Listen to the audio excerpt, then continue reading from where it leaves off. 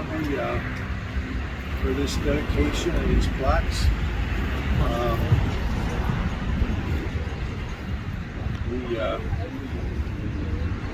We spent some time trying to do this upright because we certainly valued the two members that passed and the tragic way in which they did pass. I'll give you a little history for those of you that may not know it. This fire company's been in continuous service since 1904, and originally it was a two-car garage where the two-story building is, and a two-car garage that housed some equipment when the fire company first started. We were delayed in our response because we had a postcard and somebody had to go get a horse from the barn and bring it down to the firehouse. You hook it up to the hose cart to get the hose cart to the fire. So you can imagine how much was left of the fire by the time we did all that. The times have changed. We put an addition on, the single-story addition on the 60s, and we set this memorial up. And behind me on the flagpole are the names of two individuals who passed away as a result of being killed in action. One in World War I, one in World War II. And then two of our firefighters passed away as a result of line of duty deaths. And they got plaques on the flagpole. So it truly is a memorial to the individual members that have passed and the individual members who gave it all and died either in service of their country or in service of the township. I'd like to welcome the KUREK family and so that everybody knows, Sue KUREK is here, correct? Melissa KUREK, Tom's daughter. Is Chris here? Tom's son. And Kathy Doherty, your relative. And on the FITZPATRICK side, we've got Sue and Shannon, Bill Mayer, Shannon's husband, JT Mayer and Josie Mayer, the children, Tom FITZPATRICK, his son, Lindsay, Tom's wife, Liam, Emma, and Chase. Chase is the little guy, right? Yeah. Neat little guy. I want to welcome everybody to this event.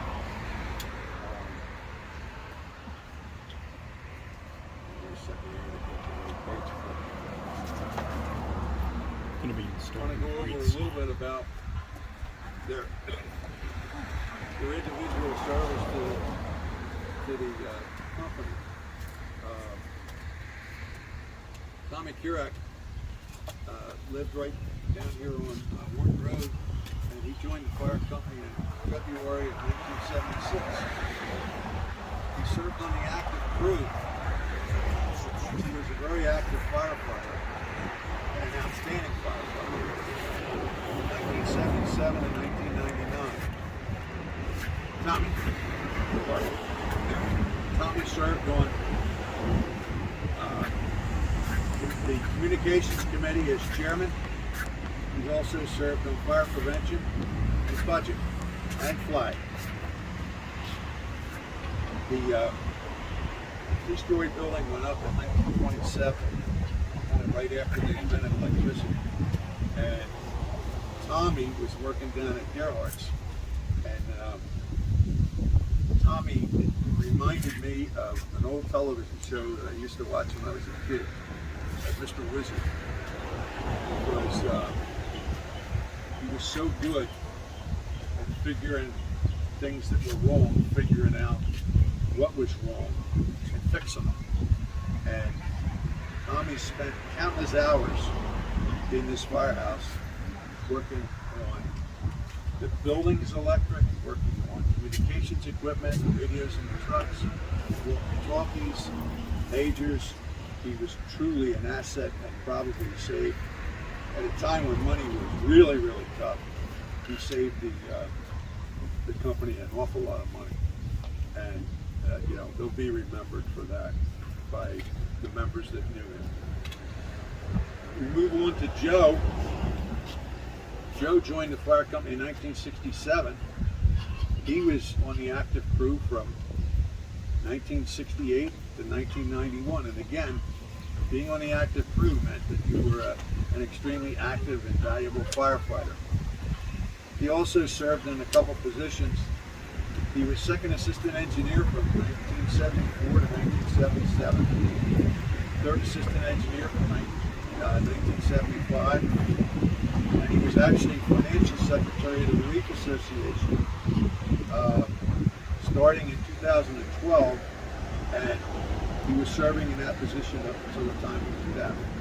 So he certainly put his time in here as well as time. It was my opinion that when this COVID thing first hit, I asked a member, Chris McBoom, we have minute books that go all the way back to 2004, and I was interested in finding out whether or not what happened with the pandemic of 1918, to see if we had any members that died. You know, what might have been mentioned in the minute book, and it was absolutely nothing. So we don't know if maybe there was no pandemic in Glenside. I don't know, but there's no mention whatsoever of the pandemic.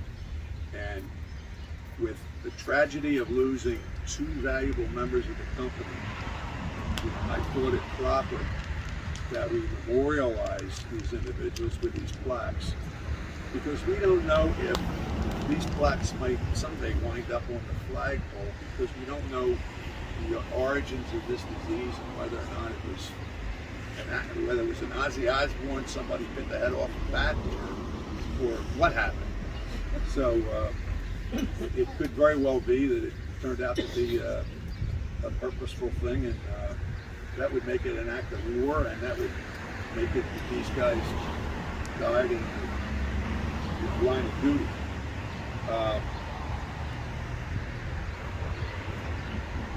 I failed to mention a couple of things about Joe. He served on public relations, fire prevention, property, entertainment, truck, and he also served on the Merck Fire Department. I think he was one of the first individuals in our fire company that took hazmat training, and it was as a result of his working with Merck. He was on their fire brigade. I know it's hot out here, so I want to move on. And what I think I want to do right now is, if we can place the wreaths.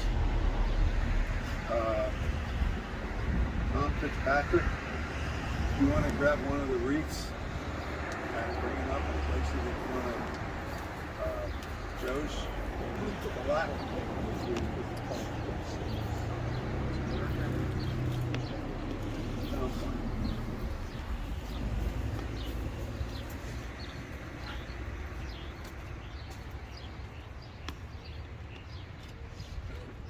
And KUREK, if you wouldn't mind grabbing a wreath and placing it in front of Tommy's plaque.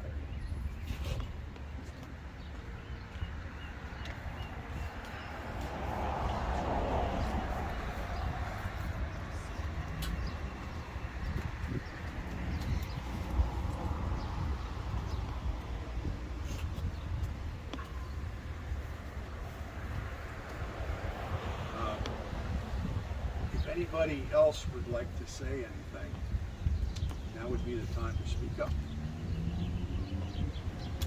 Something like, for instance, if Joe was an Indian, we were all Indians, if Joe was an Indian, Joe's Indian name would be what?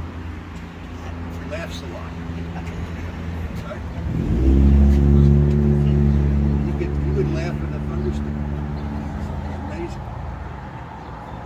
anybody that wishes to say anything? I know it's hot out here.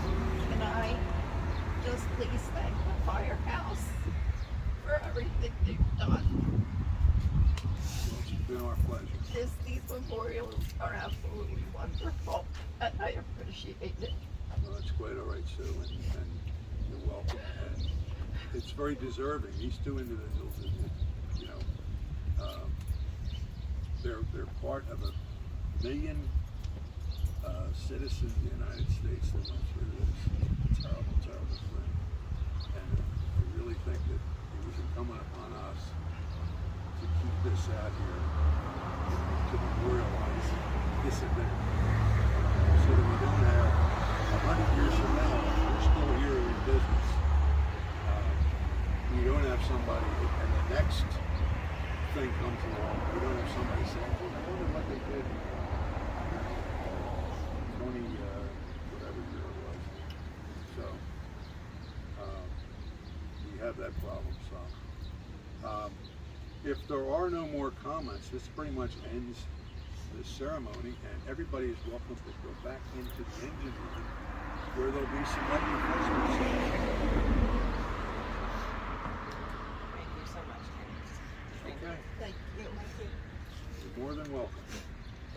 And everybody have a good day and a safe journey home.